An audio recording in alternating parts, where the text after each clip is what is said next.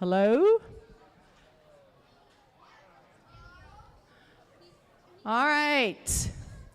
It's 12:16. We're 1 minute behind schedule. All right, we're just coming to the end of the line of people getting their pizza. I think we're going to have plenty of pizza, so once you've had your one piece, if you want to go for seconds, you're welcome to do so after everyone has gotten to go through at least once, right? It's part of core values. We do this, we share with one another, right? If we do not have enough chairs, you guys, because based on the number of people who showed up today, I think the number of you who are here is higher than the number of people who registered. I opened the doors to Ventana A, and you can go grab chairs and bring them in here if you need to. All right? Before we get into the official program, I wanted to mention something for our friends who are connected remotely, that launch team 6432, yeah, is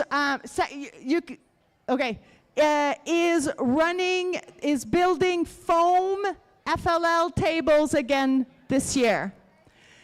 Many of you got some last year. If you did not get one last year and you're interested in having one, you can request online, and I'll email this to you. You can request one online. Not everyone will get one because we have limited supplies, but if we will try to distribute them to teams that didn't get one last year. So the foam tables that were out there, if you're interested, I have their QR code here. All right, if you are online and you're watching the YouTube channel, you'll get an email from me if you're on my distribution list. All right, I'm going to give about 2 minutes for people to get their lunch. We still have a few people getting lunch, and then we're going to get started. Very informally. Are there any questions I can answer before I introduce our keynote speaker? Is there anyone? Okay, I have a question for you. Did you learn something this morning? Yeah? You learned something, right? Did you learn something about robots, about Legos, about programming? Did you learn anything about what a judging session is? What happens in a judging session? Not yet would be the answer, because you need to know how to do a judging session. That'll be part of your training later on. Okay, we'll give it a couple more minutes. Oh, I have a question.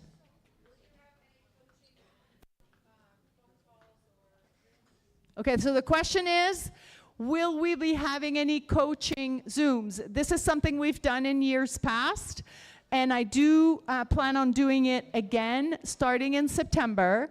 What I typically do is 1 hour Zoom sessions, typically right around dinner time, because that tends to be when people are available. Sometimes I do them on my own, sometimes I bring in a speaker. I always record those sessions, and then I upload it to our YouTube channel. I will also be linking those on our new website. I hope everyone has gone and looked at our new website, azfll.engineering.asu.edu. Francisco and I have been working on that website for probably a year to try and get all that information in there. If you have any ideas and recommendations for us, please share them with us. We're happy to have it. Any other questions? No? Okay. All right. Are you ready, John? All right.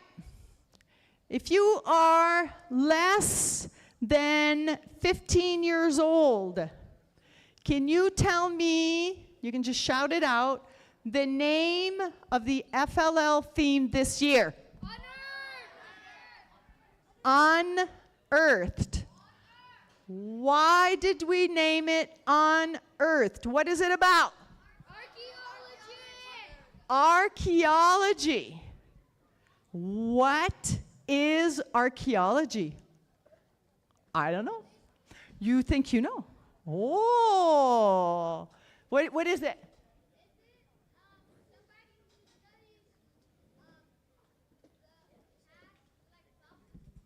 Oh, she said, is it someone who studies the past or fossils? I don't know. Maybe. What do you think?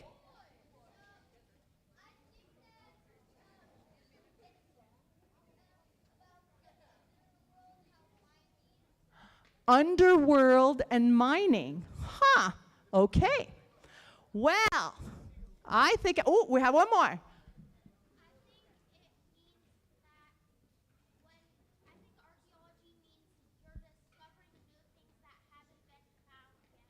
Archaeology is discovering new things that haven't been found yet. Okay. Well, here's what I decided to do this year that's different about the kickoff and the coaches workshop is I decided to invite an expert and someone who knows a whole lot about archaeology. And so I asked him to come here and talk to you guys so that you could start off the season right from the beginning understanding what archaeology is. And so, can I have you guys give a warm welcome to John Murray, and he will be talking to you guys about archaeology. Woo! All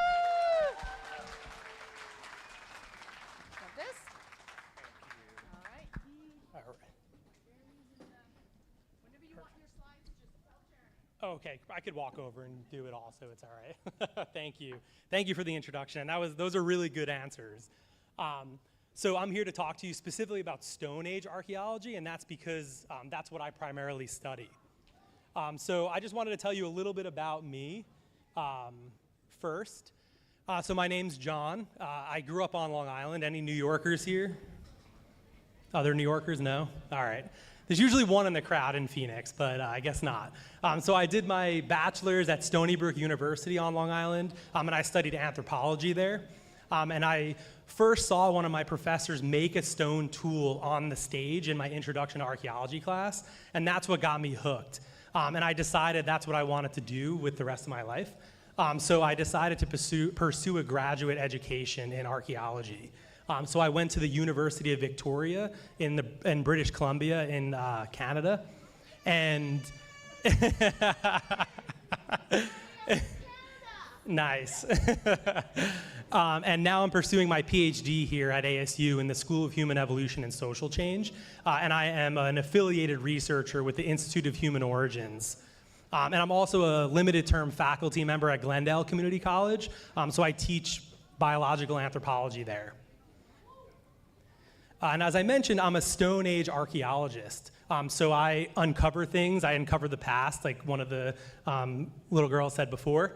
And I primarily work with people that were hunter and gatherers in the past. So early humans like us, but other creatures that were precursors to our own species. And I wanted to give you a little bit of background for the kind of experiences that I've had, so you're kind of aware of the various opportunities that you have as an archaeologist. So I've worked in the deserts of Jordan in the Middle East, uncovering early Neanderthal stone tool material and late Homo erectus, which were precursor to our species. I've also worked in a cave site in Jordan called Mughar el-Hammam, where we were studying early humans like us. So we actually found the part of the bone in your face that's just below your nose of an ancient human from about 45,000 years ago. And now I work in South Africa. So I work at a site called Knysna, and I'll talk a little bit more about this site in a little bit. But as Elaine mentioned, she asked you, what is archaeology? So the kind of key concepts that we deal with are studying the past material cultures that are left behind from both humans today and then our ancestors from the past. So the kind of main materials that we study and we unearth are stone, so things like stone tools, like maybe you found an arrowhead, on a hike or maybe in your backyard. Those are things that we study. We study ceramics, so old pottery that we'd uncover at archaeological sites. We study bone tools. So we don't study the actual fossils of these human creatures. We study the material they left behind. So these would be bone tools and things like that. And then more recently, we would study things like metal. So basically any kind of object or technology that you might use could be considered in the realm of archaeology. So we basically study people's trash. So these are things that they just threw out that they didn't want or left behind. So we go through their garbage, essentially. But I want to go a little bit more specifically into what Stone Age archaeology is. So this is a very simplified version of the human evolutionary timeline. So the earliest organisms in our lineage date to about 7 million years ago that you could see on the left-hand side there. And that's the beginning of the human fossil record. So archaeology didn't start yet because remember, we don't study the fossils themselves, we study the materials and the technology that they leave behind. So the earliest evidence we have for stone tool use or technology use is at 3.3 million years ago. And it comes in two forms of evidence. So the first one are the earliest stone tools that we call the Low McQueen industry. And then the second form of evidence are cut marks on animal remains that were found at the archaeological site. So you can kind of maybe see it there, it might be a little washed out, but those grooves in the bone are actually from a stone tool that a creature, likely an Australopithecus, would have been cutting off meat from that animal to eat. So that marks the kind of start of the Stone Age. So Stone Age archaeologists study everything from that point on. So it doesn't just include Homo sapiens, which is our species, but it includes past species of humans, which we call hominins. And this is kind of a simplified version of the way that these creatures looked over time. So all the way on the left there, we have an really old organism called Ardipithecus that dates to about 4.4 million years ago. And they weren't stone tool users yet, as far as we're aware. But then we start to see stone tools in Australopithecus, and you can kind of see how the faces change over time in their morphology, so the way that the skull looks. And then on the right there is a 20,000-year-old human of our species. And I want to make it clear that we do not study dinosaurs, and we don't study ancient aliens. So this is a little bit of a joke. We don't actually care if you mistake us for that, because as you mentioned, we really study the past, and that's what's important. But ancient aliens is pseudoscience, so it's not real science. And specifically, I study stone tools. And I'm an expert flint knapper, so I make stone tools for my research. And I often do demos at museums, so maybe I'll see you at the Arizona Museum of Natural History or something like that. And I also teach people how to do this, and I use it in my research. Yeah, you have a question? What problems do you face during research? I'll get to that at the end. So he asked what problems I face. So we'll talk about that at the end. And specifically, I study this early form of thermal engineering by humans. So on the south coast of South Africa, people figured out 160,000 years ago that if you applied fire and heat to certain stones, that it would actually alter the chemistry and physics and structure of this stone to make it easier to break into stone tools. So I'm studying how they kind of figured this out and the kind of methods that they use to do this. Another question?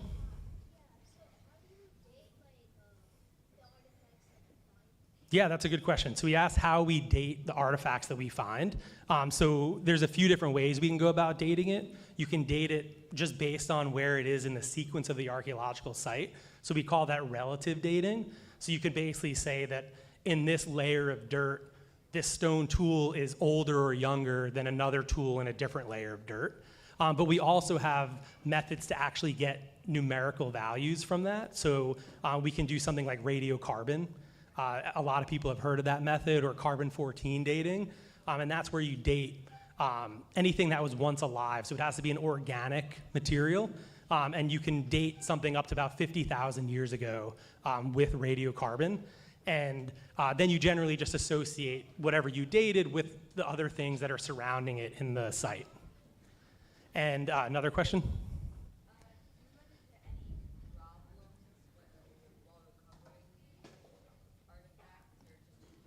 Yeah, no, and that's one of the problems I'm going to talk about at the end. So that's a good question.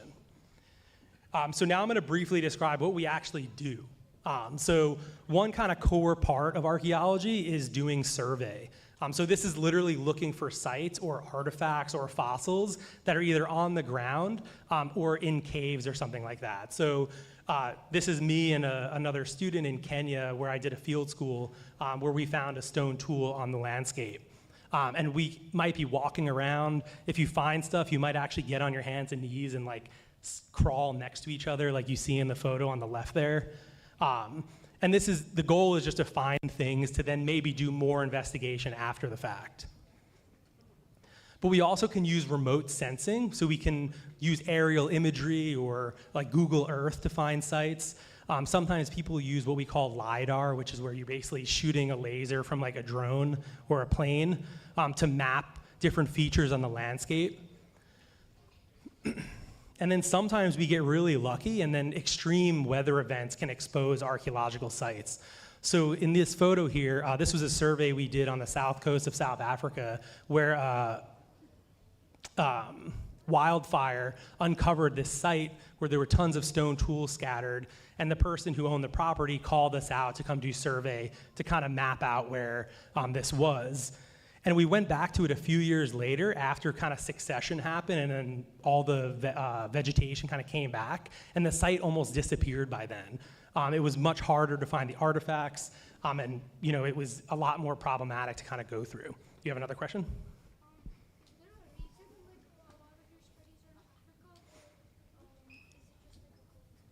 No, so the question was, is there a reason why my studies are in Africa? And the reason is because we actually all originate from Africa. So the earliest Homo sapiens were found in Africa, and we left Africa somewhere between 70 and 120,000 years ago. That's a really good question. So now the next thing that we do is we excavate. So this is probably what you think about when you think about archaeology. And I'm going to give you a little bit of photos and examples of what we do when we're excavating from my time working at a site called Neisner. So Neisner is this coastal cliff, or this coastal cave on a cliff that you can kind of see there. It's about 23 meters above sea level. And this is a picture of the stratigraphy. So when we're actually excavating, we're going through all these layers of dirt, and we call that stratigraphy. And there's me cleaning off a section before we kind of close up site. But all those orange tags and like little stickers and things are on there are all different layers of dirt. So sometimes they could be 4 or 5 inches thick, but sometimes they could be literally 5 millimeters thick. That's how carefully we dig through the dirt when we're excavating. This isn't a situation where we're going through with a shovel and kind of taking out shovelfuls of dirt. So this kind of what it looks like when it's active. So we have a lot of people excavating. We're using what we call total stations. So if you're interested in like construction or urban planning or civil engineering, you might be seeing people on the side of the road using devices like this. So these record spatial location, and we use them to record 2 millimeter accuracy where artifacts are found in the dirt. So then we can associate them with dates, like that other question that we had. And I like to show this site because it's pretty difficult to get up to the site. It's 23 meters above sea level. So we actually have to build a sandbag staircase. So this is one of the problems that we kind of faced that had a practical solution. But this required us hauling about 1,000 sandbags in total for like over a kilometer through this coastal hike to make our way up there safely. And this is what the view looks like from inside of the cave. So there's me looking, using a total station, and you can see it looks into the Indian Ocean out there. So it's this beautiful view, and whales come up to the cave, dolphins, all sorts of wildlife. So it's just a really amazing experience. That's kind of one of the cool things about archaeology. You get to travel the world and see a lot of cool things. But the bulk of what we do is actual analysis. So for me, I sit in the lab in South Africa after we excavate, and I analyze the stone tools. So what I'm trying to do is figure out how early populations of Homo sapiens, which is us, were using and making stone tools and what they were doing with it. So we're analyzing these stones to then have some sort of behavioral interpretation about them. So what kinds of animals were they eating? Were they collecting shellfish and eating those shellfish? How were they making their stone tools? And another really amazing benefit of being an archaeologist is that we work in a really large team, sometimes up to 60 scientists. And that's because it's a really variable field. So we have people studying the stone tools, people that are experts in like how the site forms, geologists, faunal experts, so people that understand the animal remains. And we have these big teams that go out and excavate. And some excavations have up to 50 people actually on site working there. And I like to tell like my students when I'm teaching this that if you're interested in basically any type of science, you can apply this to the paleosciences, like in archaeology or paleontology. If you like the material culture, the technology, the animals, if you're interested in physics or chemistry, you can do different dating techniques. Geology or botany, if you like data science and like computers, people build statistical models to better interpret the things that we find. So you can do anything that you can imagine in the sciences in archaeology. Yeah. So yeah, who funds all the research? That's a really good question. So normally we apply to granting agencies, so something like the National Science Foundation could do this, but there are also private foundations that you can apply to for money. And sometimes there are private donors that will fund sites if it's a part of their kind of overview and goals. That's a good question. What is your biggest discovery? So what's my biggest discovery? It probably was that human fossil that we found in that cave in Jordan. So finding human fossils is really rare. So that's kind of like a once in a lifetime thing. To do the digs? So yeah, we don't actually sell the artifacts. So we keep them to analyze them, yeah. There are people that do that, but it's not a good thing. So we shouldn't sell artifacts.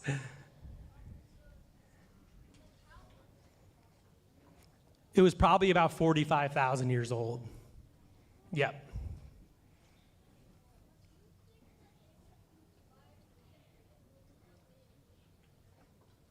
Yeah, so we think that that happened as early as like 160,000 years ago, and people did it much more frequently later in time. So over the last 50 or 70,000 years ago, we find this happening all over the world. Yeah. You said you don't like shovel around or something. So how fast does it usually take to like get down? Because there's usually a lot of dirt piled up from the older artifacts. So how long would it take to get to them? Yeah, so the question was how long does it actually take us to excavate if we're not using shovels? And it just depends on how we're excavating. So if you're going straight down, like vertically into the site, it would take a really long time sometimes to get to the areas of dirt that we're interested in. But sometimes if it's like a sloping cave, like I showed you at Neisner, we can go in from the side and we can kind of target the areas that we want to see. We still have to come from the top, but it's a lot easier to go into a hillside than going down vertically.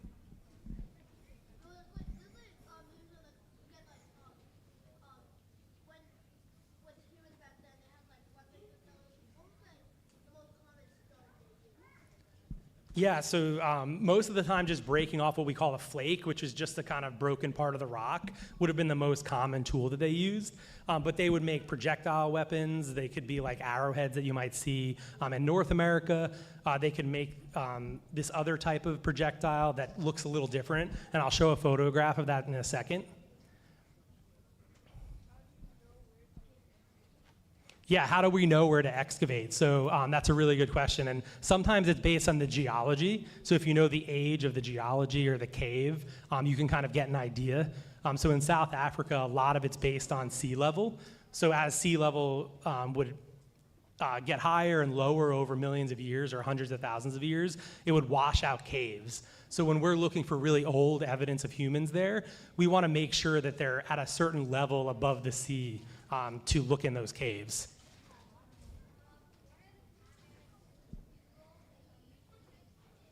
Yeah, so what tools do we use to dig? So we use trowels. So these are much smaller than a shovel. Sometimes if it's a really delicate material, we'll use like chopsticks or something equivalent to that, where you're literally sometimes moving it grain by grain. That's how slow it goes. Yeah.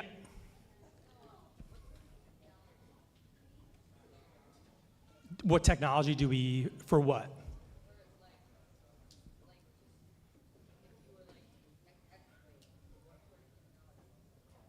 Yeah, so we use like the total station. We bring out a generator and we set up as much as we can with lights and like high-tech cameras and computers. And then really the trowels and brushes and kind of things like that are the main forms. All right, I'm gonna pause the questions for now so we can let John finish his presentation. If we have time at the end, I'll let you ask your questions, okay? But I did ask him to talk a little bit about problems because I know you want to hear about that, right? Yeah, and I can go quickly through this. Yeah. We'll just let him finish for now. Yeah. So I just briefly wanted to talk about a site called Pinnacle Point. So this is a newly dubbed UNESCO World Heritage Site that was excavated and primarily, or the director of the site is an ASU professor, Dr. Curtis Marion, and he's my advisor. So my dissertation work is on this site, and it's a similar cave to Neisner, but it has a really long record of human evolution for over 100,000 years. And this is why it was, dubbed the World Heritage Site, because it really helps us understand early Homo sapiens. And did you know that 99% of our existence has been spent as hunter-gatherers? We didn't have agriculture till about 10 or 15,000 years ago. So for 99% of our existence, we were hunting and gathering. And at this site, we find the earliest evidence for projectile technology. And these are those backed pieces that I was talking about before with one of the questions. So they look a little different than like North American arrowheads. We find the earliest evidence of people basically coloring themselves or objects with ochre, which is this mineral pigment that people would grind up and paint their skin or paint the walls of the cave. And then we find the earliest evidence for eating shellfish. This is really important because it might not be obvious at first, like, oh, eating shellfish, that's cool, but what does that mean? But in order to do this on the south coast of South Africa, these people would have had to know the lunar schedule to be able to predict when the tides were out far enough for them to safely forage. So they understood this 100,000 years ago. Okay, we're at the problem part. So I have two more slides. As I've talked about, we are excavating most of the time to get our data, but we are actually destroying our site while we're excavating. Once we move those grains of dirt and those artifacts, we can never ever put them back in the place that they originally were found. So one of the problems that we face is how can we actually better record, better excavate, and analyze the artifacts that we remove, because these are potentially of like worldly importance, especially when we're talking about the origins of humans. So we have this issue. We're destroying our informant, and what ways can we kind of make this better for us and preserve the archaeological sites? And then lastly, how can we better protect them once we do excavate them? So weather can damage sites, just time can damage sites. Sometimes people purposefully damage sites where they go and loot artifacts to try to sell them, like someone asked. And this can destroy sites. And one of the ways, just as an example, at Neisner, we use like 1,000 sandbags to cover the site and hope that protects it. But obviously this is a really time-consuming, manpower effort to protect it, and it still gets eroded and messed up over time that we kind of constantly have to replace the bags. So, how can we better protect sites from weathering and rain or water damage and things like this? These are important practical questions that would really help preserve these really rare and unique sites. So that's all I got. Yeah. Yeah. Okay. How about 5 minutes of questions? Okay. 5 minutes. Who has not asked a question yet? You have a question? What do you want to discover? What do I want to discover? That's a good question. I think one of the things I hope for is that my research, provides some sort of insight to the question I'm asking. So a lot of the time we have an idea, we do the research, and then we end up being wrong, or like it goes a different way than we expect. And that's normal, but I'm hoping that my hypotheses are right. But we'll see. Who has not asked the question yet? No. Way back. You're going to need to be really loud. What's your favorite thing to discover? Favorite thing to discover? Yeah, so I think my favorite thing to discover are the stone tools, and that's just because I make them, so I like to see how people in the past were making them. You with the white shirt and the blue sleeves. What inspired you to discover? Yeah, so what inspired me, and it was seeing my professor, over a decade ago, make stone tools in front of me. So he got on stage like this, and in a lecture of 200 people, made a stone tool, and I just knew at that moment that that's what I wanted to study. Yes, you. Yes. What was that? What country has how many fossils have been found there? That's the question. So I would say for human origins, like Eastern Africa has a ton of fossils. So like Ethiopia, Kenya, Tanzania, there's a lot of fossil sites there.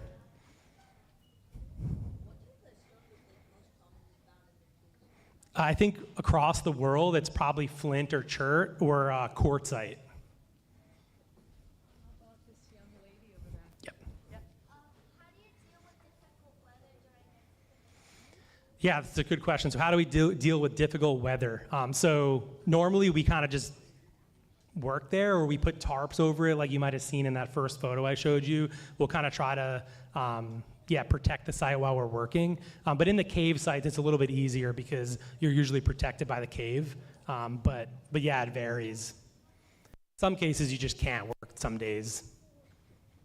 All right, I'm going to go on this side, way over here. Yes, sir. What problems, like, does he have, or do you mean problems that people had many years ago? Many years ago. So one of the most pressing issues for them would have been finding food. So some people would have been hunting and gathering, or figuring out new ways to hunt. If maybe the thing that they were hunting went extinct or moved away, they might either have to figure out ways to track them or follow them, or hunt something different. Okay. All right, I think that's all the time we have for, here, Perfect. I think that's all the time we have for, because we have to be out of here by 2. Please, an FLL round of applause for John Murray. Thank you so much. Thank you so much. All right. I hope that taught you a little bit about archaeology, and it gave you some insight. Really, for me, it was like not studying dinosaurs. That's a different one. It's different, okay? All right, wonderful. So what we will do now is, thank you, what we will do now is just very quickly pivot. We're going to get our head referee for Arizona. We're going to get Rich to come up here, get himself settled, and now we're going to go dive into, no, sorry, see? I'm still submerged. We're going to dig into the unearthed missions and the map. Do we need a couple of minutes? How about, does anybody need an extra piece of pizza? We have a little bit left. So if you need one, get it now so that once we get going, it's not so noisy in here. Walk with purpose. 2 minutes for restroom break. Restroom, yeah, get it done now. And how about I have 12:51. How about at 12:55, we're going to start talking about the unearthed field. All right. Sounds good.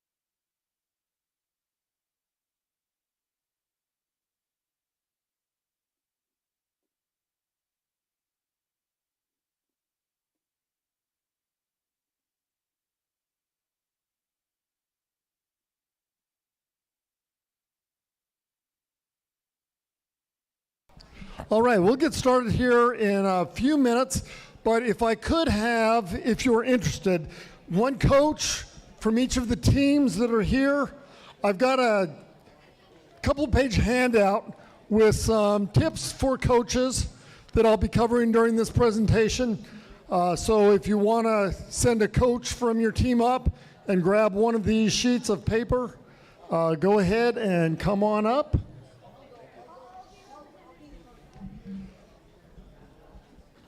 I think we've got enough here, but ideally one per team, and then if we've got extras after the presentation, more coaches can grab some more.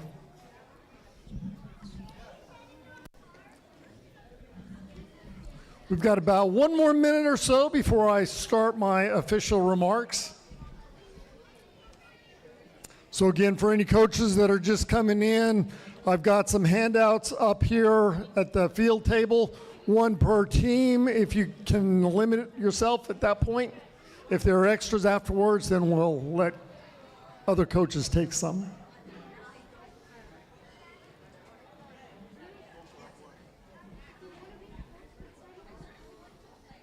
And I think I've cleared out all the references to last year. Is there a PDF online? The notes will be posted online as well. I'll get it online. Save it for And I think we're down to our last sheet here. Pardon me? The rule book's online. I'll be talking about that in a little bit. Okay? Okay, so this information sheet that coaches have just picked up, we will have that available online on a Google Drive. Do we have a Google Drive for the coaches, or? azfll.engineering.edu.asu.edu. That you guys have gotten that link now many times. I'll link it that way. I'll put it on Google. But Perfect. Yeah, link it in. You can go ahead and take a picture, sure. Just don't disturb any of the models at this point. Okay, I'm going to go ahead and get started with my remarks. And okay, over to Elaine first. All right. So we're about to get into the mat. If I can get everyone to take a seat and bring out your core values and be respectful to our speaker so that we can have a good recording for people who are watching this remotely.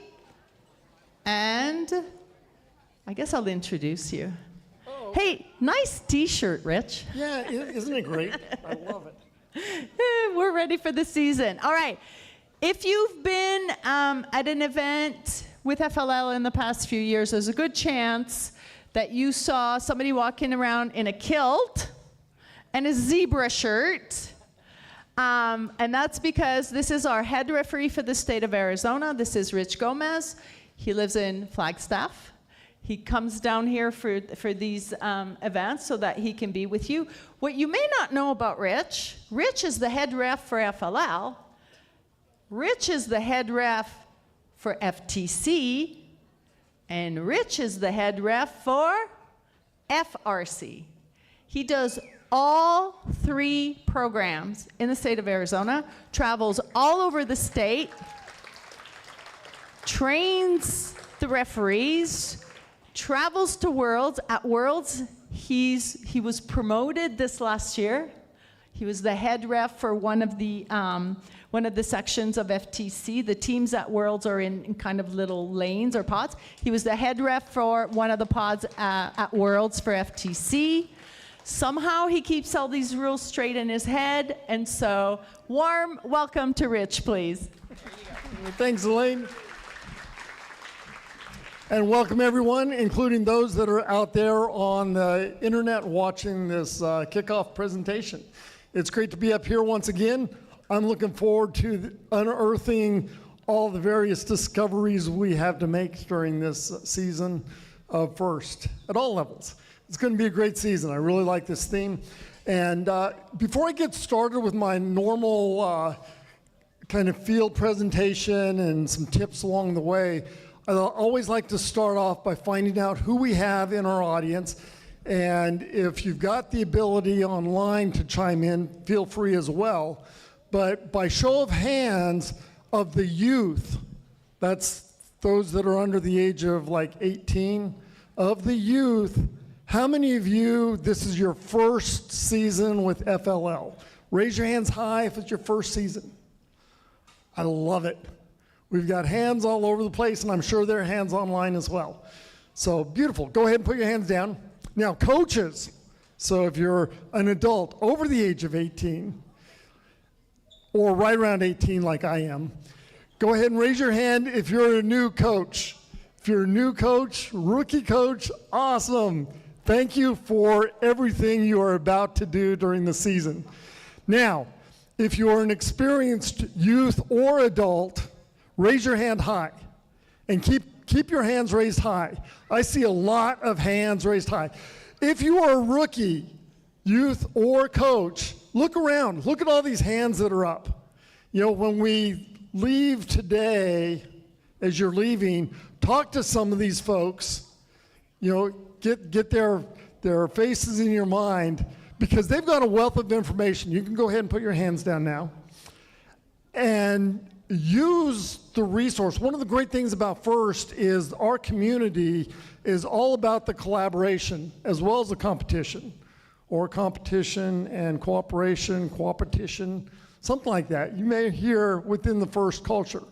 So we are all about having fun, learning new things, discovering and promoting what FIRST is all about. And it starts with that core values of sharing our knowledge and taking pride in everything we do there. So please reach out to your more experienced coaches, more experienced teammates. If you're new to a team, don't be afraid to ask questions. You may hear that come up again. Remember, coaches, we're setting the path to success and growth for our future leaders. All of these young men and women out here that are getting involved are someday going to be in those leadership roles. Remember, as Dean Kamen, the founder of FIRST, says, this is the only sport that everybody can go pro. That's pretty cool. All of us can go pro in what we're doing. So be proud of the work that you do. I know every year we've got teams come in, they've worked super hard for that qualification tournament or for the state tournament. They're super excited, and the robot decides it wants to have a bad day, okay? And it just crushes the spirit. But remember, the competition is the celebration of what you've done. It's the time that you've spent researching the project. It's the time that you've been working with your robot.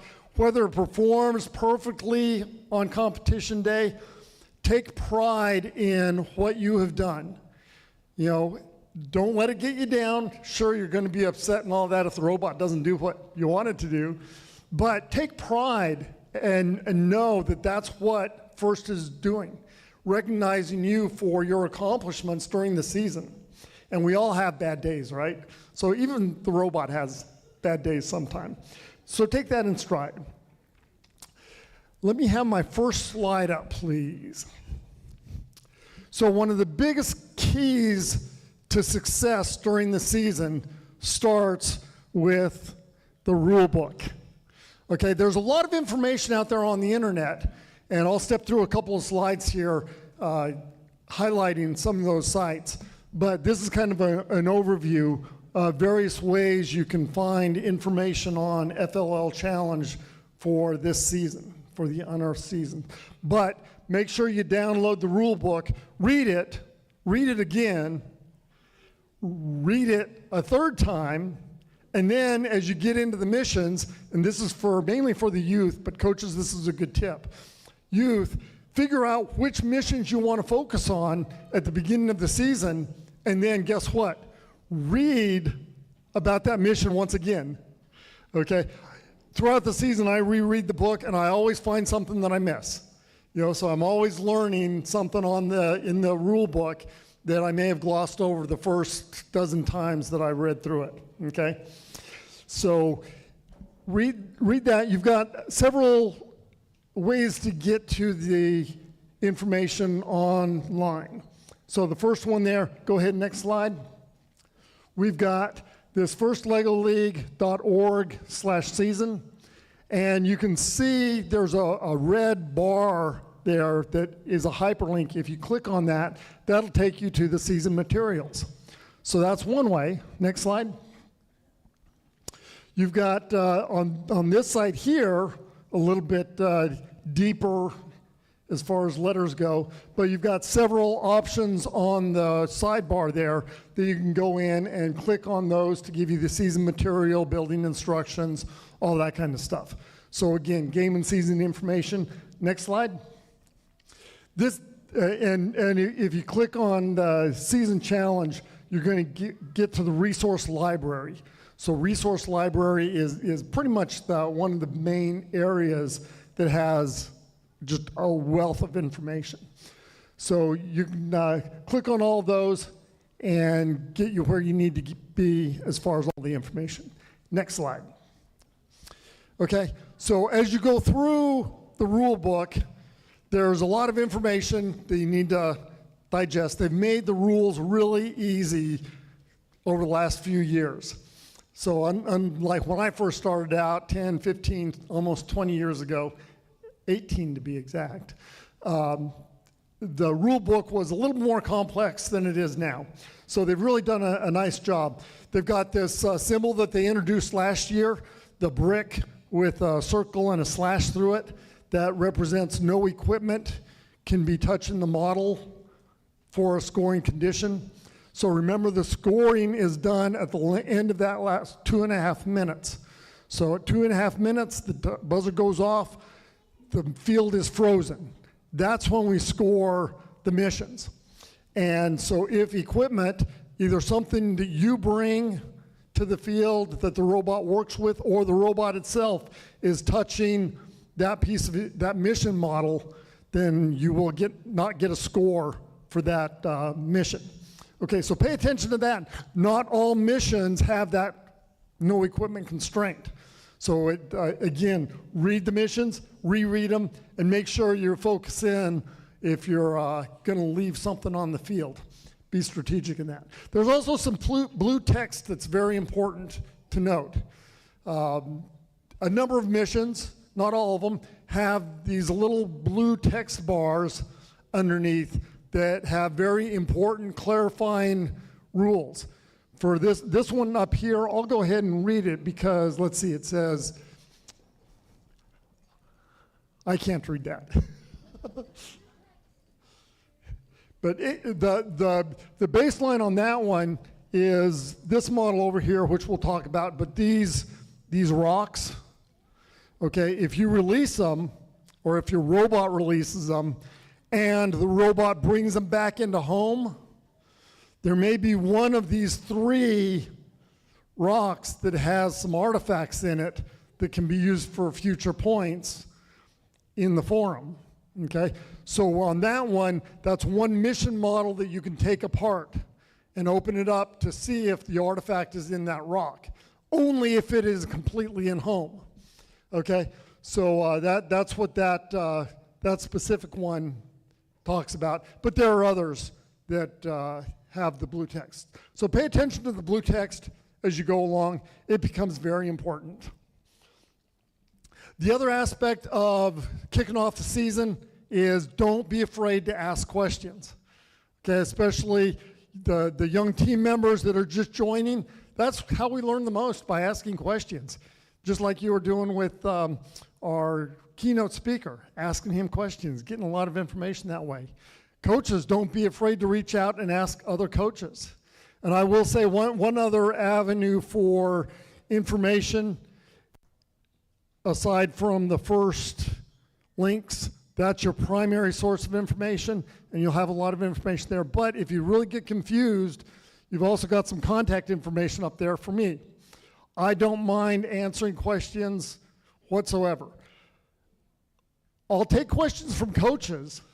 That's okay, but I really like to hear from the teams. So if you have a team leader, or as a team, if you have a team question that you've gone through the resources, you can't figure it out, give me a call, text me, email, let's set up a time.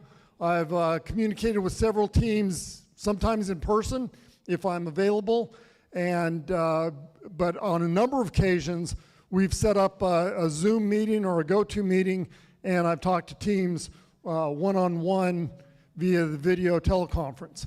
And that interaction is great, and I fully support that. So feel free, give me a ring, give me a holler, drop me a text. The other aspect as you prepare for the season, don't read too much into the manual, okay? It seems like as we get older, we start making assumptions as we read through stuff based on our experiences. Oh, we can't do that. It doesn't say we can't do that, but I know that that's not kind of what they're after in solving this problem. Guess what? There are loopholes that can be exploited in the game if you look. And so unless it specifically says something has to be activated in a certain way, which there's not a lot of mission models this year that are that way, you can activate it however you want, as long as it meets the scoring requirement and doesn't do any destruction or damage or takes the model off of the dual lock. All right, so there's some wiggle room there to use your imagination and explore those loopholes. So and coaches, specifically as the team is doing stuff, I know when I was a coach, there were a couple of problems that the team wanted to solve, and I gave them the question, well, can you really do it that way? And they did some research, and they're like, why can't we do it that way? It doesn't say we can't do it that way. And it's like, you're right, you got me, okay? I made the assumption that the model had to be acted on in such a way, and I was proven wrong. And that still happens at all levels. It's great when kids approach me and do that. I'll take questions in a little bit, okay? All right, so don't read too much into the rules. Coaches, specifically at the tournaments, we want to see what your young leaders do at the field. You know, and so we discourage the coaches from directing the team from the sidelines. Hey, run program number 3. Run program number 3. Do it again. You know, don't forget this attachment. Don't forget that attachment. You're connecting that wrong. Don't do that. You know, we don't like to go down that road. That's for the youth to do. Coaches, what we want to see at the tournaments is you're the cheerleader. You're one of the more vocal cheerleaders for your team, and also maybe the photographer or the videographer. But we want to hear you cheering and encouraging the team, but not giving direction. And I have been known at times, if I see a coach, and I'm going to pick on you, if I see a coach providing too much direction, I may come up here and start talking to the coach while I'm watching the field and just maybe politely remind the coach not to give direction. Let the leaders of the team, those youth leaders, give the direction. It's really hard as a coach not to want to give that direction. Okay, so there may be coach boxes, there may be some lines for the coaches to stand behind, or at tournaments the coaches may be asked to stay in the audience area during the match, all right, once the team is all set up and doing that. All right, so some of the tips for the season, as the season progresses, you'll get updates. So next slide, please. So the updates come out on a periodic basis, at least every 2 weeks is kind of the target time for updates. Initially in the season, there may be some updates that come out. We've already got 3 updates, as you can see up there on the slide, that came out on the 5th, right when the challenge was being released. But throughout the season, you may see other updates. So teams, go online on a regular basis and check to see if there are any updates. And one of the avenues that I go onto the internet and check is I just type in one of the search engines, FLL Challenge Updates. And one of the first things to pop up is that resource page, which has a link to the updates. And so that's where I pull them, and that's how I find it the easiest. Just do a search for FLL Challenge Updates. And so with 3 of them, the first one that came out, Update 01, that just reiterates something that was brought up last year, and that as the robot is coming back into home from being out on the field doing missions, if it extends over the edges, either of the short edges, then that's acceptable. It's still considered within home, but if it's hanging over the field when it comes in, remember, you interrupt it when it's completely in home, completely. So that takes me to the next talking point is there are some words that are very specific that you want to pay attention to. And for the veteran coaches out there and the veteran teams, you've heard me talk about it time and time again, pay attention to those words. Words like completely in or partially in, partially on, touching or not touching the mat.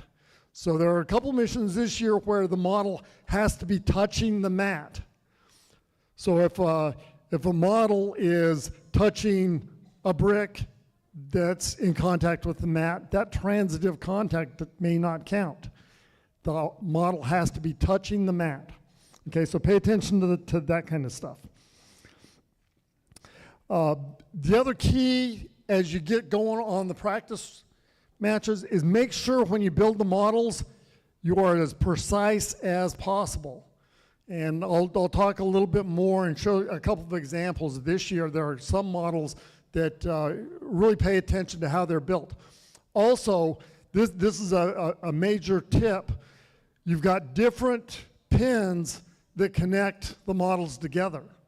There are blue pins, there are black pins, there are gray pins. Can anyone tell me the difference between the black and the gray pins?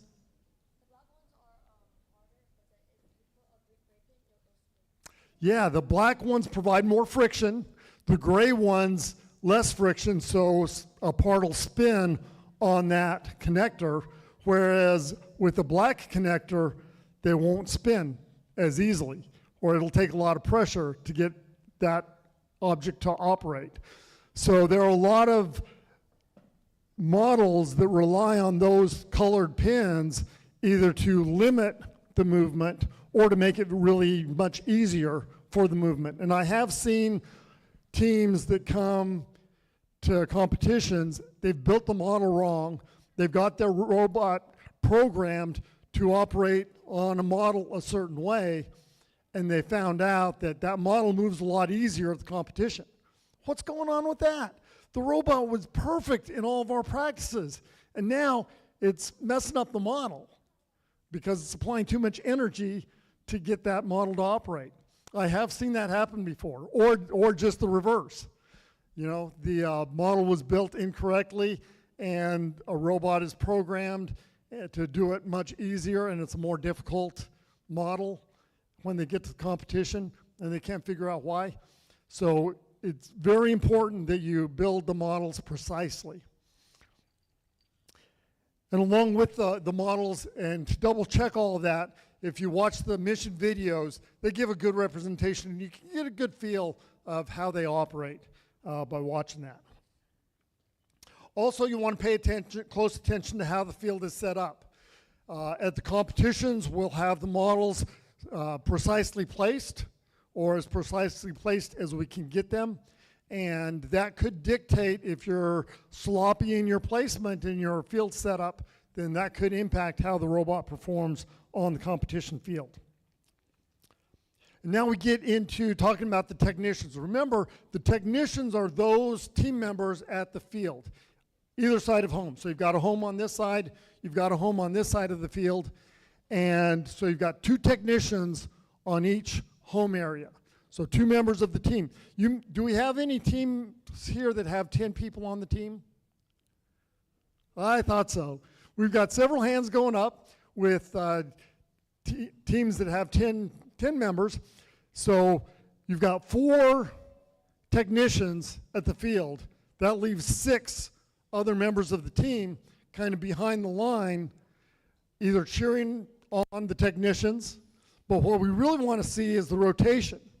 So once we set up and you divide the team into 2 sides, we've been doing that for a few years now. So when we get set up, the team is going to divide maybe 5 on one side, 5 on the other. And so you've got 2 technicians on each side, 3 and 3. That gives you your whole team. Those 3 that are waiting, we encourage them to rotate in so they're technicians. They can't swap over. So if you start on the red side, you can't swap over to the blue side, but you can swap in and out on the red side. We love to see that interactivity going, and a lot of teams have different strategies for how they approach that, which works out really well. So that's something to keep in mind. If you've got only 2 people on a team, you've got 1 technician on each side. If you've got 3, 2 on one side, 1 on another, 4, 2 and 2, and then it goes from there. If you have a team of 10 and you want everyone to be on one side, you have 2 technicians on this side, everyone else is on this side. That's allowed. But so the ones in waiting don't have to be balanced out. They just can't transfer over to the side that's opposite of what they started on.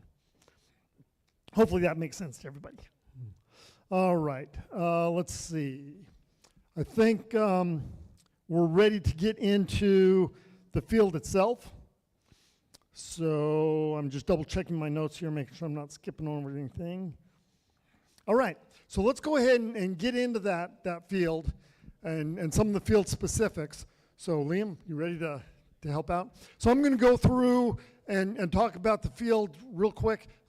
Yeah, I'll go ahead and take some questions now. So you said 2 people on each side. Is there like when they're in the red area, if 2 people are in the red area, is there like a limit that they can like go around on their side? Excellent question. So as you're operating, if you want to put a technician up here, that's fine. You know, we just ask that you don't go over to the other field that's adjoining. So during competitions, you are going to have 2 of these fields joined next to each other. So just as long as you stay on your edge or in the front here. A lot of times the referee, the scoring referee, stands in the center, kind of as a divide between the 2. That gives us our best vantage point. But yeah, you can move back and forth in your home area. Question?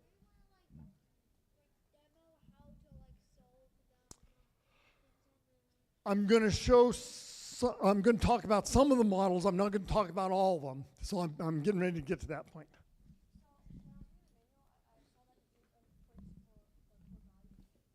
Yeah, okay, great. I was going to wrap up with the core values discussion, but since you're curious, we'll go ahead and hit that right now. So when the team comes to the field, we're coming in with we've got a kind of a grading system or a rubric for how you exhibit your core values. A 2, 3, or a 4. A 3 is accomplished.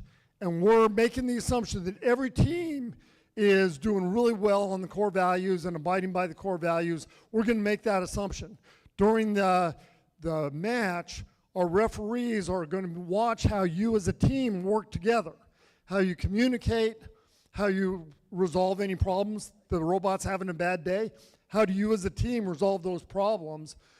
Or do you kind of break down and start just going off and being mean to some other members of the team? That'll degrade your core values. That'll take you from a 2 to a 3. I've seen that happen before, where somebody gets frustrated and they start using some words that we don't like to hear. We don't like to hear that. We just don't want to go there. The flip side is, and I've seen this a number of times, where, and the perfect example is, the robot's not behaving correctly. Member of the team is getting frustrated because his or her program isn't operating correctly, and the team sees that happen and rallies around that person to calm them down, get them less frustrated, and help him or her get the robot going like it should, and then it takes off and they do great things. That'll be a plus up on the core values. But what we expect in that accomplished grade, the number 3, is you're cheering your team on. If you're at the table, you may cheer the other team on, or if you're, wherever you are, you're cheering the other team that's competing at the same time. You're cheering your robot, because we all know robots perform better when it's loud and when the robots are cheered on. There's something magical about the robots. So there are a lot of things that will influence that score.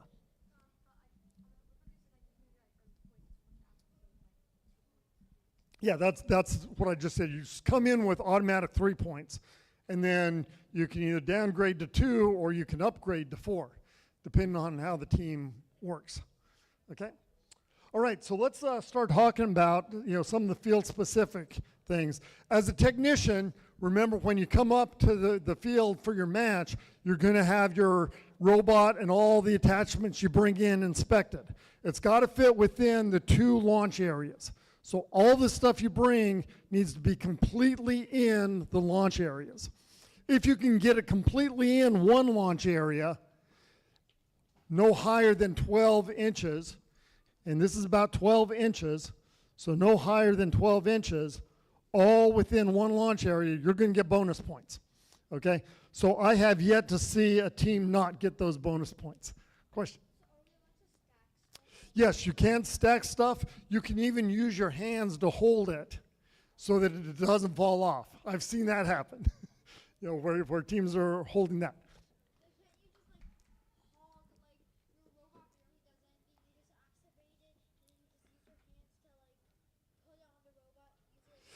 So that's a good segue into what the next part is. After you're inspected, then you divide into the 2 sides. And remember, you're dividing the equipment.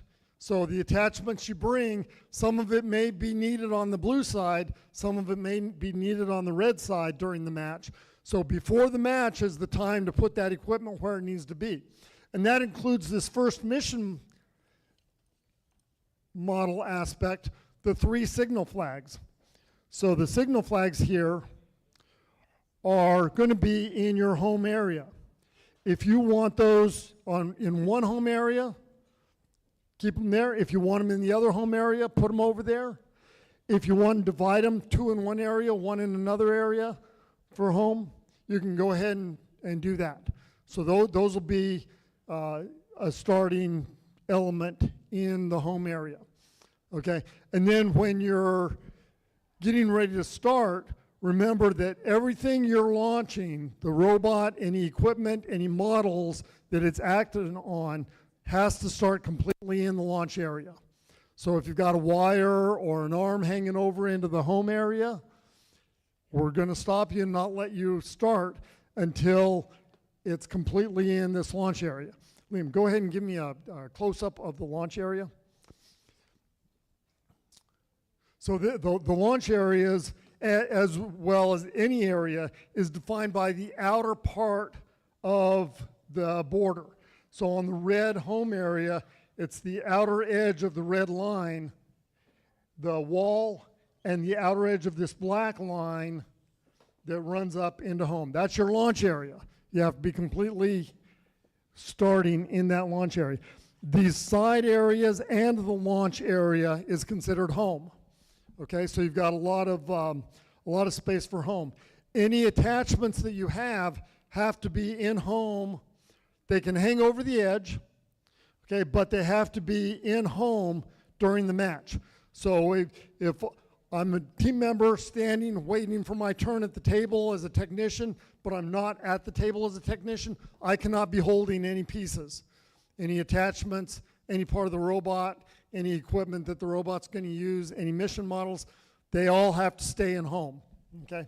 So that's another major point for the future.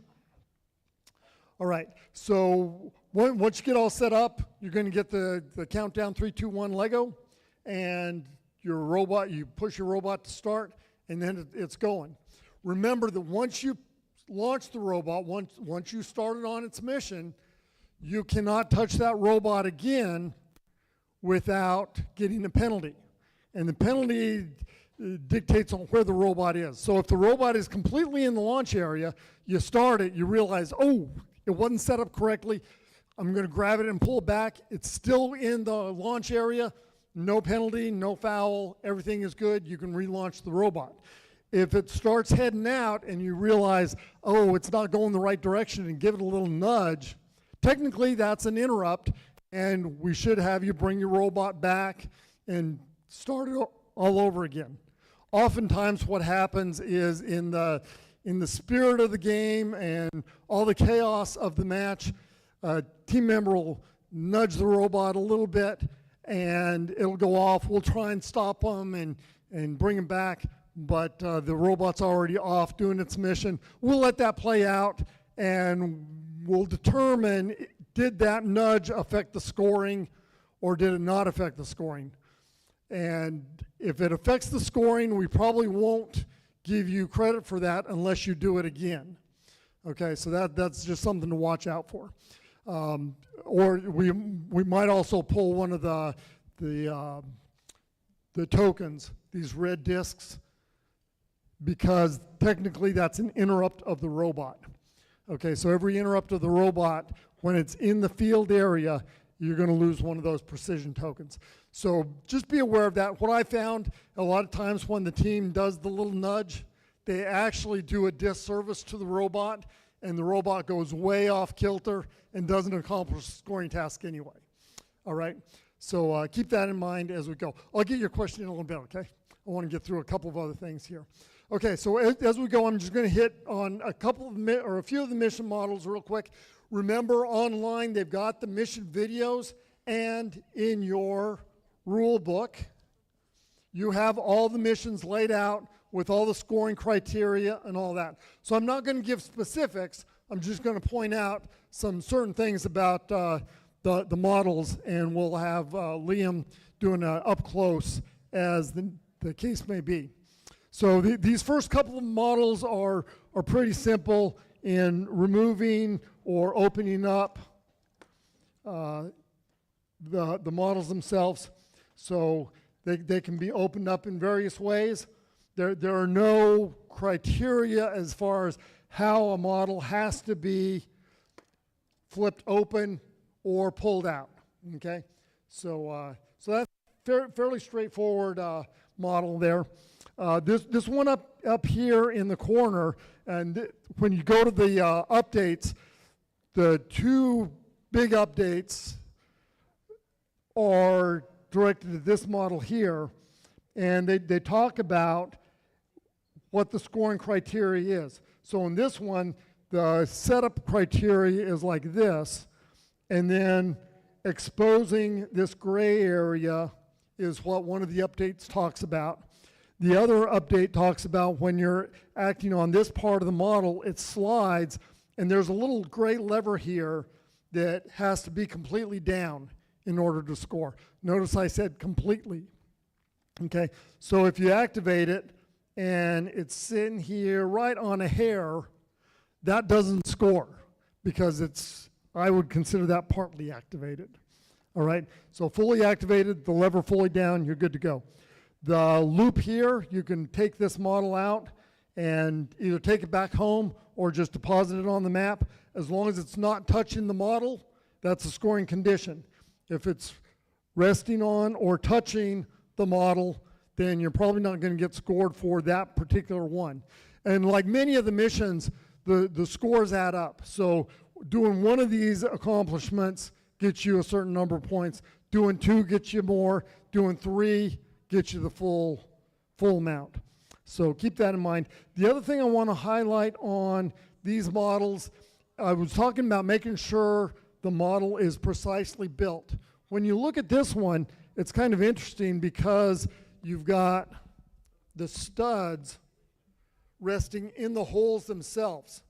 So most builds, the studs rest between the holes, but in this case, the studs go in the hole, and the building instructions actually show a diagram as you look at it, what it should look like. So pay attention to that closely because that can affect the performance of missions if they're built incorrectly, as I already alluded to. Okay, so this model here is another one that I wanted to pay attention to and get a little bit on, the mining cart. So the mining cart, you know, the cart is sent to the other side of the field, all right?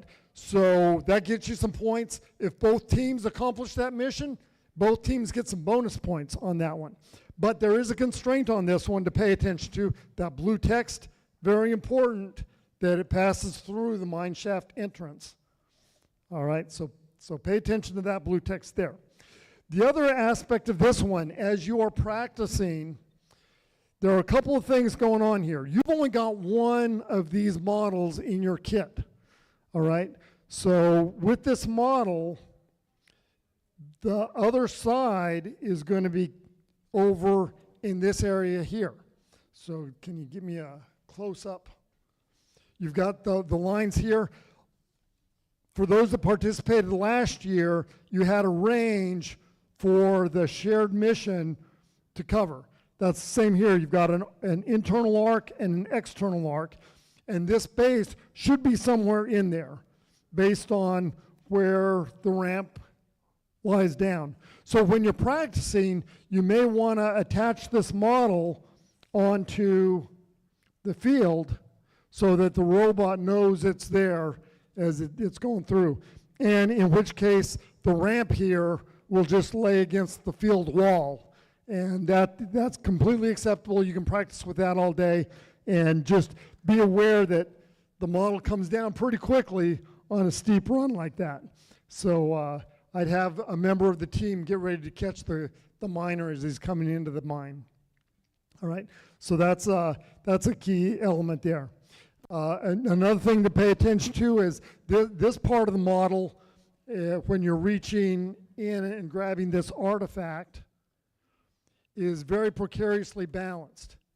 So the scoring criteria talks about how the entrance to this area is after the model is taken away. All right, so pay close attention to that as you start planning your missions. Other ones that are key to think about is understand the starting arrangement of all these. You can put your hand down, I'll get to you in a few minutes, okay? Understand the starting configuration of all these models because some people may think that's the starting configuration there when indeed the starting configuration is in the down position. Same with this model up here. You've got the model in a down position and scoring condition is raised up. And again, pay attention to that completely, partially, that may play in as well. Some people today have asked about this model back here, the millstone. You know, pretty cool model here, but kind of hard to get to. Use your imagination on how to get to. A couple of the comments I heard was, that's going to be impossible unless you have something reaching over to get it. And it's like, oh, there might be some other avenues to get an easier catch of this one. Just have to use your creativity and read into the instructions. And remember what I said about the assumptions? The question is there anything that says the robot cannot operate from inside the home area? Okay, so that might be something to look into. Can the robot, as long as it's not touched, operate in the home area? All right, so think about that. Another peculiar model I wanted to address is this guy right here, the fishing out the artifacts, kind of the angler. Basically, you want to pull these artifacts out of the seabed there. And there are a couple ways to do that. It operates on a crank mechanism. And then you've got this, what I call the pole or the mast of the crane. Notice that you've got this blue part that is down at the very end. You get bonus points if you can drop that blue flag. So that's just a little piece that rides on that axle. And so that's the scoring condition. And when I first read through that mission, it's like, what do they mean by the flag being being lowered? Because here you'd think that it's being raised, but they're talking about this blue piece. This blue piece needs to be lowered from the top position, even though the top in the setup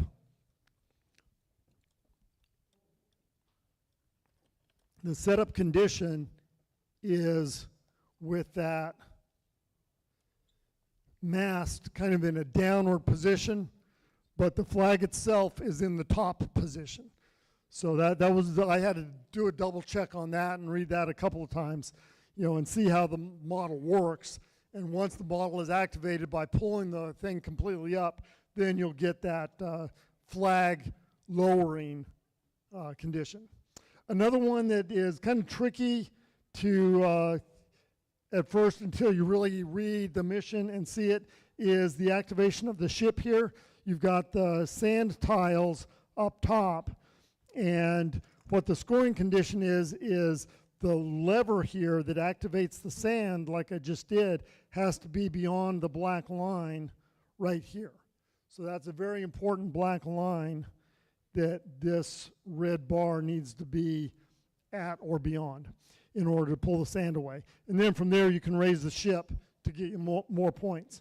One of the aspects of that becomes very important is if you just activate the ship, you'll see the lever didn't move beyond that, so there's no scoring condition, and you've actually blocked the next mission I wanted to talk about, which is delivery of these 3 flags. There are rectangles, black rectangles, and on the field wiring diagram, they show you where those are, as well as red arrows in the rule book. But they're right in those 2 locations. The third one, guess where the third one is? Where the sand is, because I activated that model incorrectly, that does not score. It has to be in contact with the mat. All right?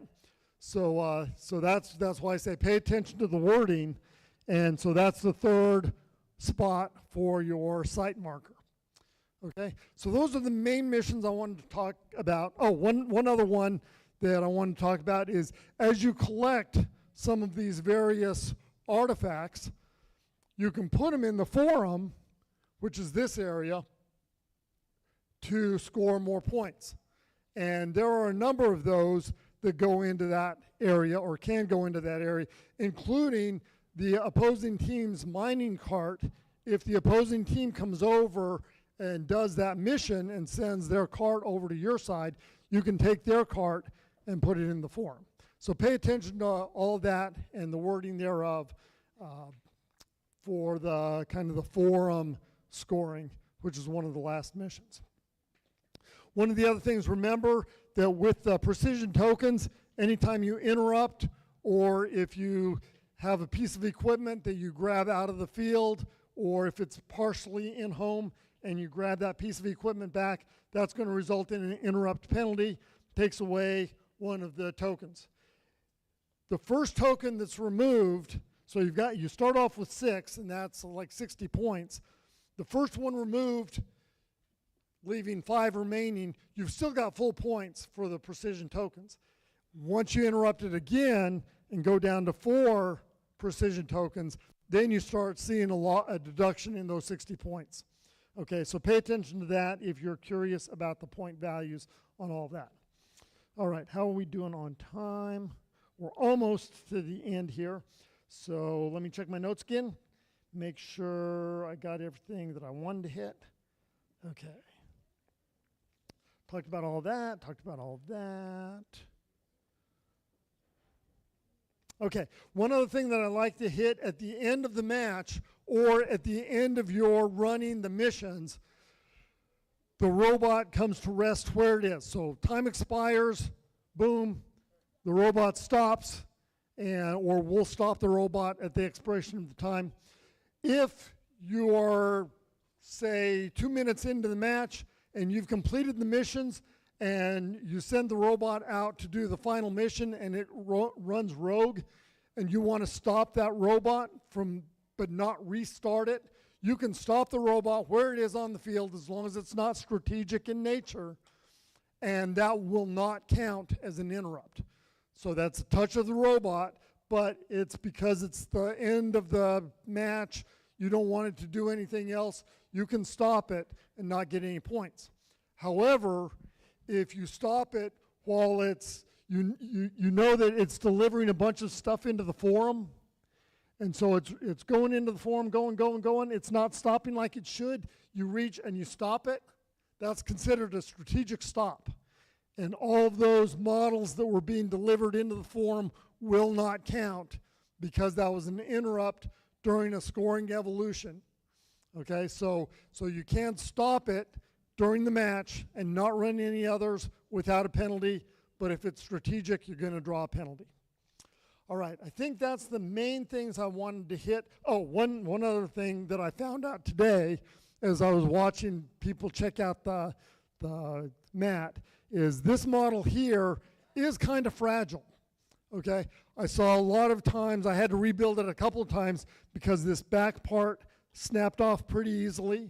Okay, remember if your robot causes a model to become detached from the dual lock or break, then that will invalidate any points associated with that model.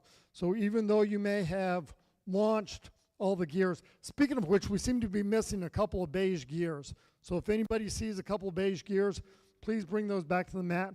But you're kind of hitting this red lever to pop those out.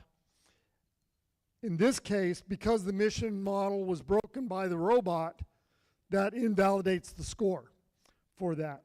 Okay, so this one is kind of a very precarious model in my opinion. So just be careful about how you do that. Also, if you activate the lever too hard, it may pop it off the studs and cause it to break. Okay, so plan your strategy. If you're going to attack this model, plan that carefully. All right, I think that's it as far as my prepared comments go, although I may think of something else here in the future. At this point, I've got a few minutes for questions. So I think we've got to be out here at 2 o'clock.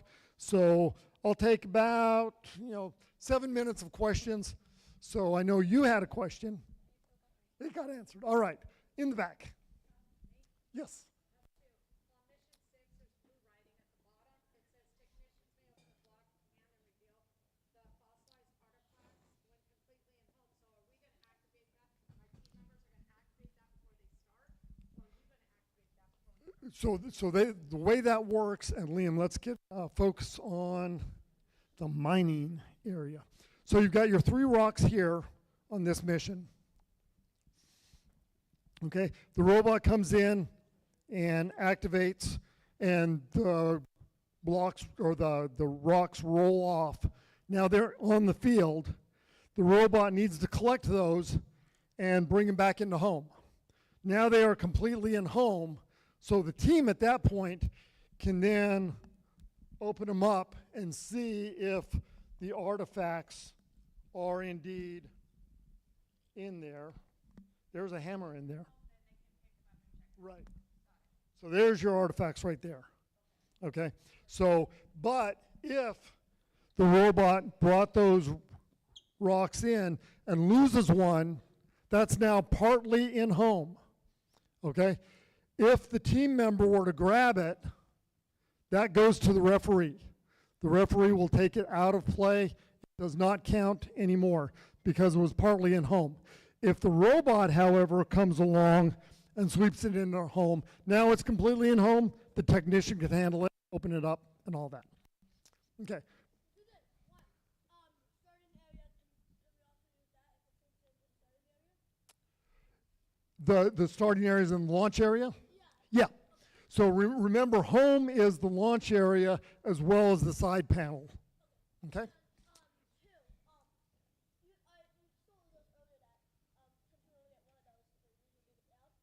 so usually be the out. Is it usually at an angle, or will it be straight up? Which one, the mining cart?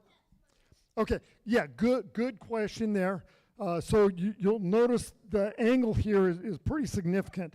I put my clipboard here, and so you can see that clipboard is about the same height as the field wall. So ideally, we'd have the other field here. So that's about the slope that you'll be looking at. So it's not going to be level. It's going to be kind of sloped. And where'd my cart go? There's my cart. Will it be like straight going? Nope, it'll be slanted down a little bit, just like we're shown right there. Okay?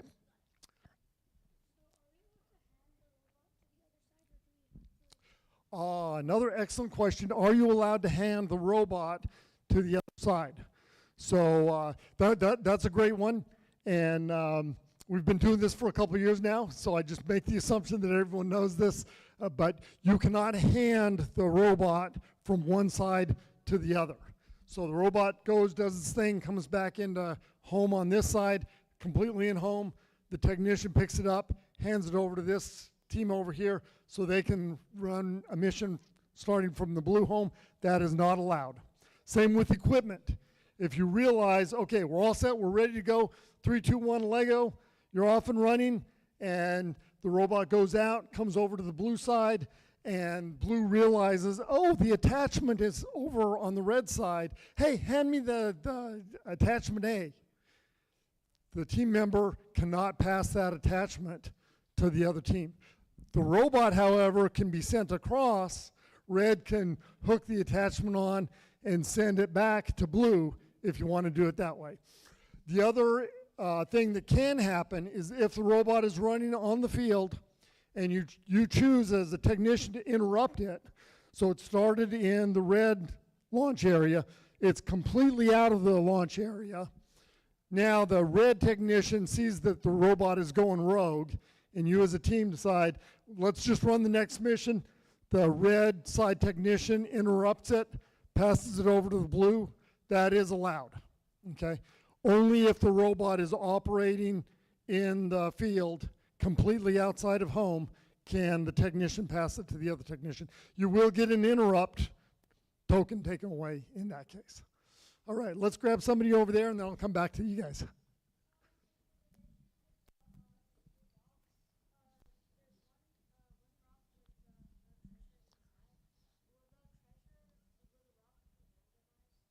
Yes, the question is on the rocks. Will the rocks be randomized on the ramp so that you don't know where that artifact is? Yes, every mission will be completely random. Every time will be different.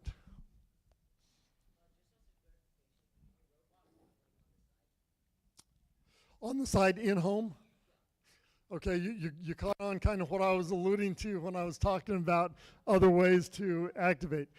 There's nothing that I have seen in the rules, and I challenge you to look in the rules as well to determine is there any prohibition about the robot running in the home area, as long as it's not touched by a technician. Okay? In the very back, yes, young man.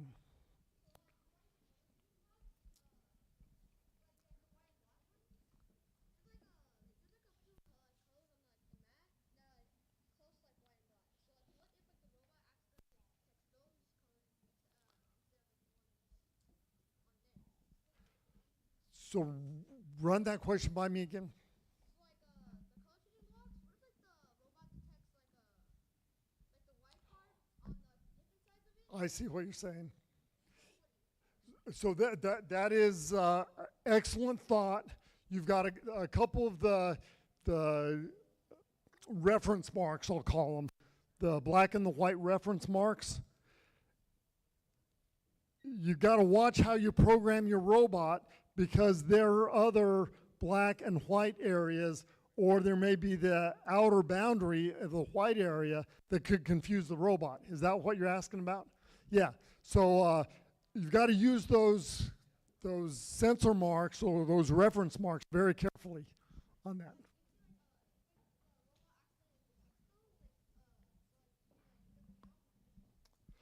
No, it'll count. Whatever happens, it'll count. So that's why I say you want to program and be careful how you program around that area, and exactly what do you want your sensor to pick up, and how do you want it. So that's that advanced technique there. Yeah, the robot's going to do what you program it to do. Okay, moving on to another question. Yes.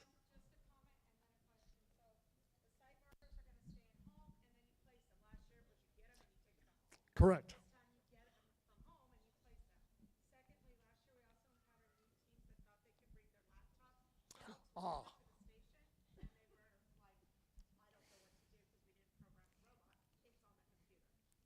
computer. Excellent. Thank you for bringing that up. I greatly appreciate that. As the coach was saying, last year we had some teams bring their laptops up to the table, hoping to control their robot from the laptop. That is not allowed. Okay, there was rumor floating around last year because of the new systems and all that they were talking about possibly allowing robots in certain configurations to use a laptop, but that got shut down. So I think that's why the confusion there. But remember, the only thing the team can bring to the field is their robot, any equipment or attachments that they want to use, and a sheet of paper with instructions, one sheet for each home area. So up to 2 sheets of paper, one for each home area. Okay, let's go back to this gentleman.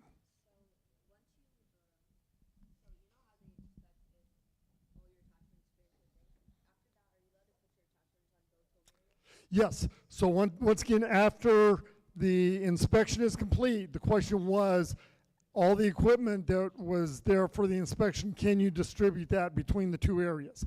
Yes, you can distribute, and you are highly encouraged, so that you don't get confused and need to call for that attachment that they can't then pass over. And that's the same with the flags. The 3 flags starting in home, remember, they can start in whichever home area you want them to. That's your call as a team.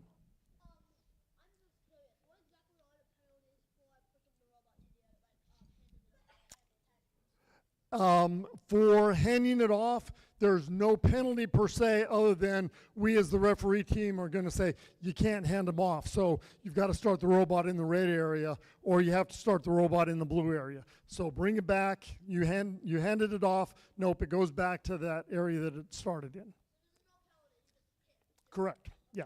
There is a penalty if you interrupt it on the field and hand it over. Yeah. In the back.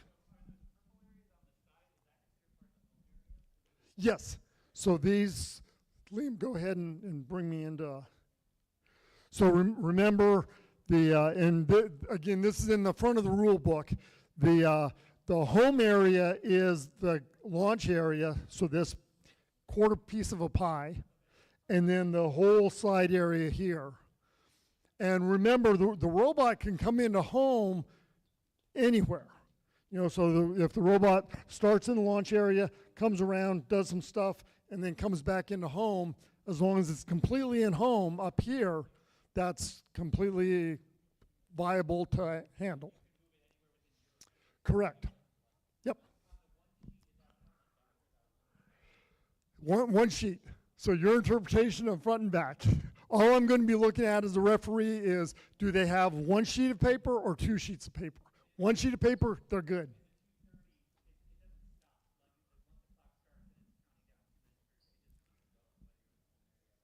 Correct, correct. Yeah, which actually reminds me of another very key point.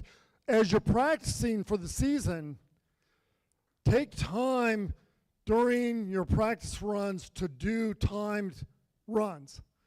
So do a 2.5 minute match where you don't do anything other than operate that robot like you're going to do at the competition. Don't send it out during that 2.5 minutes. Reset the model when the robot is finished acting on it, and then continue the operation. And I've seen that. We've gotten to the point in some of our competitions where teams have gotten kind of that muscle memory programmed that, and I'll use this one here because it's nearby. The robot comes in, they may flip that, they pull this out, they drop it and come back into home, and now that's the first mission they're trying to do. They didn't do it like they wanted to do it because they wanted to get both of them open for full points.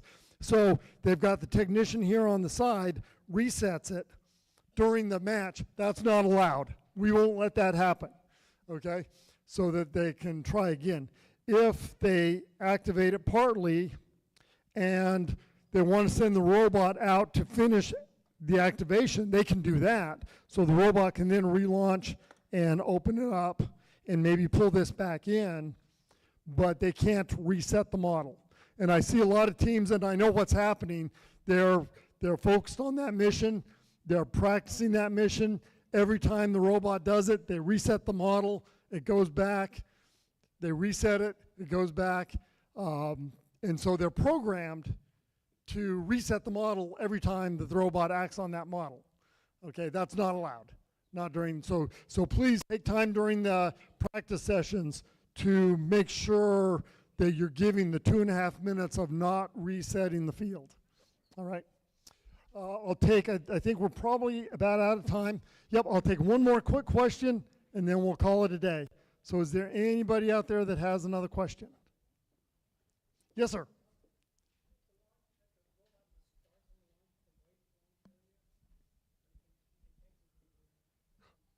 Correct. Yeah, so the robot and anything it's operating with has to start in the launch area, completely in the launch area, and then to avoid any kind of interruption penalties, the robot and anything it's bringing back in has to be completely in the home area. It's much easier to have it come into the home area than it is the launch area, because obviously that's a bigger space.